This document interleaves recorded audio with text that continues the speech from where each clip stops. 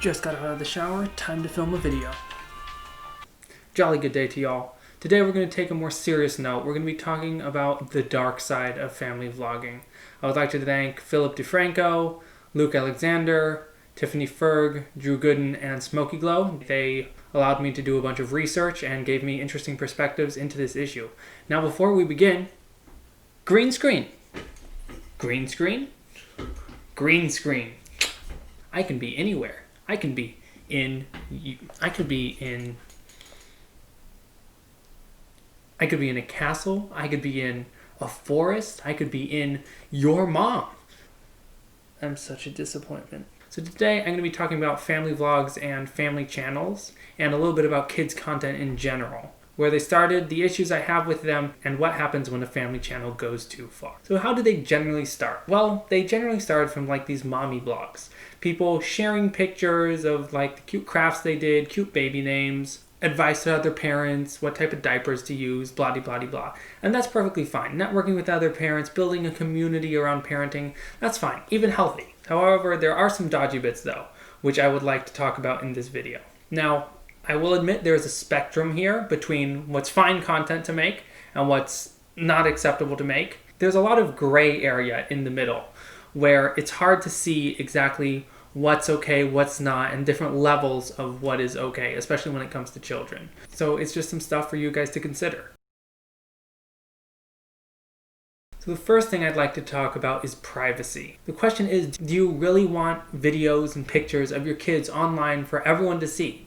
There are a bunch of dodgy people out there, nonces, pedophiles, stuff like that. So exposing your kids to that might not be the best idea. And the question is, if you're okay with exposing your kids' private lives on social media, would they be okay with that? Are they okay with it? And would they be okay with that if you showed this to them 5, 10, 20 years down the line? Would they still be okay with, oh yeah, it's fine that these videos of my birth are on YouTube. It's perfectly fine with me. Would they say that? And if not, there's an issue here. So what moments are considered too private to post as well? Is there nothing too private to post? I mean, the Ace family posted a vlog of their birth. They were in the hospital vlogging the birth, which is kind of strange. That seems like something that you would want to be a little bit more personable, not something that you would want the world to see. The next thing I'd like to talk about is consent. Can and should kids give consent to this? Are the kids old enough to be able to make decisions for themselves, or are the parents the ones who have to make the decisions for them? When are they old enough to say no? When is that age? Is there a solid age, or is it like some maturity? And if they do say no at some young point, can the parent just say, oh, it's part of your daily chore to be in the family vlog so you can do something cute so we can pay our mortgage? Consent is a huge part here, and it's something that needs to be considered when talking about these kids being in family channels.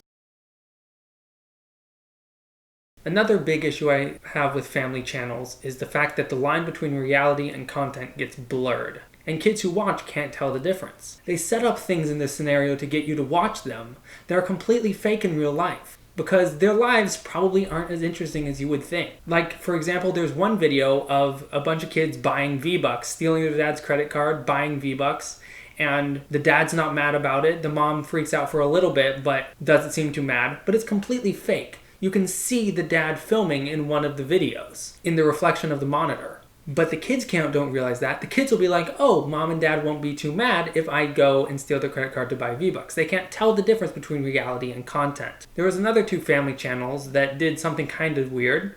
They set up two of their preschool children as if they were dating. They have a first crush, they have a first Valentine's date, they have 16 videos on these two preschoolers' relationship, which is, again, kind of dodgy, kind of weird, kind of strange. I mean, they're just friends. They're preschoolers. Stop romanticizing it.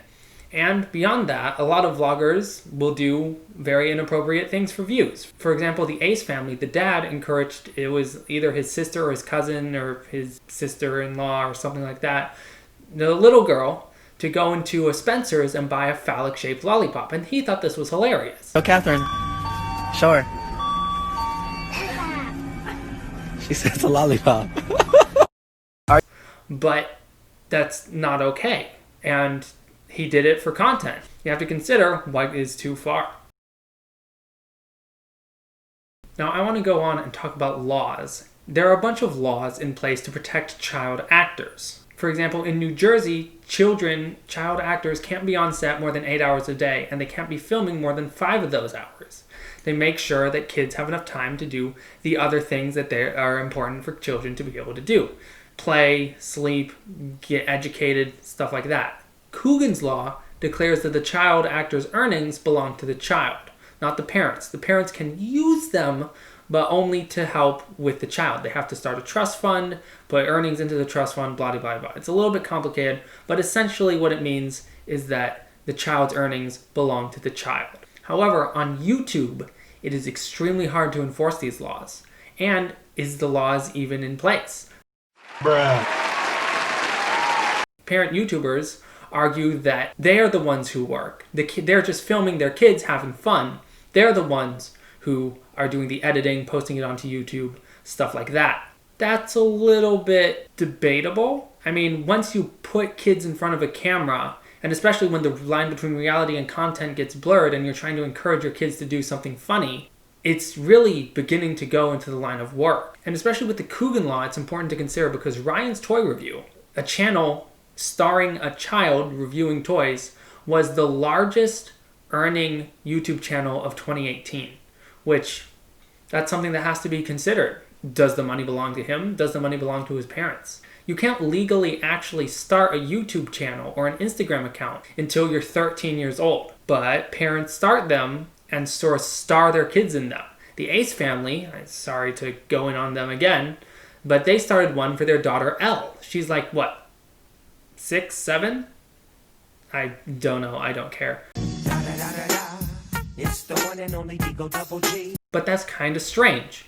Why would you do that? It's not against the terms of service or the policies of YouTube, but it's very questionable. A lot of families will start like side channels dedicated to the kids. Because if we're going to be honest, if the kids weren't there, nobody would be watching your content. All these problems can culminate in a very dark and dangerous reality, which is expressed in the YouTube channel Daddy05, where he put his children through physically, emotionally, and verbally abusive pranks for views. And he ended up not only losing his channel, but custody of his children as well.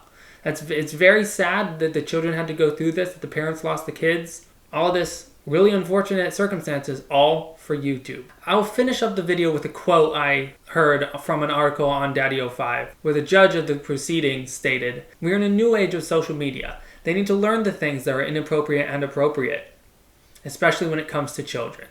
So with that, I will leave you guys. I don't really have any opinions specifically that I'd like to express or conclusions. It's just some things that I'd like you guys to be aware of or to consider when watching and seeing these family channels. Should they be doing this? What laws should be in place for YouTube? So I'm going to sign off for now. I'll see you all in the next video. And as always, stay blobby, my friends.